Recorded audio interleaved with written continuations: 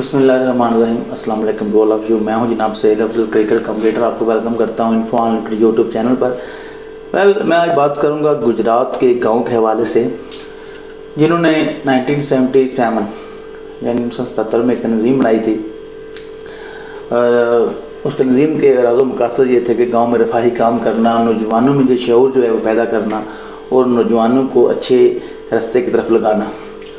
अब यह है कि गाँव में काफ़ी अच्छे काम करवाए और नौजवानों को रास्ते पर लाने के लिए, नौजवानों की बेहतरी के लिए इन्होंने अच्छे जो प्रोग्राम मरतब किए। अब यह है कि इन्होंने बाद में चलकर आगे एक क्रिकेट की तंजीम बनाई। इन्होंने क्रिकेट के मामलात को चलाने के लिए एक इवेंट करवाना शुरू कर दिया और इवेंट जो है लगातार 26 साल हुआ और इवेंट जो है एक ही नाम के साथ हुआ। बिल्कुल जनाब, मैं बात कर रहा हूँ गुजरात के गांव डोगा, जिससे डोगा मकियाना या दौलतनगर के नज़दीक डोगा वो है, ठीक है। उस वाले से बात कर रहा हूँ क्योंकि डोगा जो है खारियाँ करीब भी है। तो ये जो डोगा है दौलतनगर के करीब है।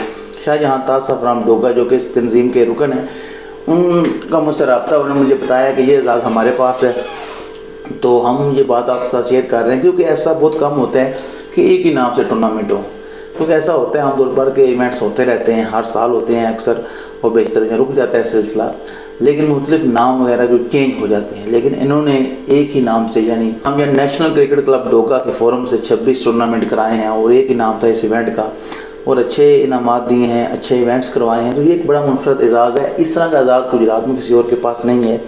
मुख्तलिफ जो एजाज़ हैं गुजरात के मुख्तलिफ गाँव के पास हैं। किसी ने मोटर बाइक ज़्यादा विन की हैं, किसी ने सॉफ्ट बॉल नाइट्स ज़्यादा विन की हैं, किसी ने बहुत ज़्यादा ज़बरदस्त इंटरविले टूर्नामेंट विन किए हैं, या इस तरह के कह लें या ओपन टूर्नामेंट विन किए हैं। तो किसी ने बड़े नाम पैदा किए हैं। तो गुजरात के जो मुख्तलिफ गाँव के पास मुख्तलिफ किस्म के एजाज़ात हैं, लेकिन डोगा गाँव है, वहाँ शाहजहाँ ताज साहब ज़ेर निगरानी 26 टूर्नामेंट हुए हैं।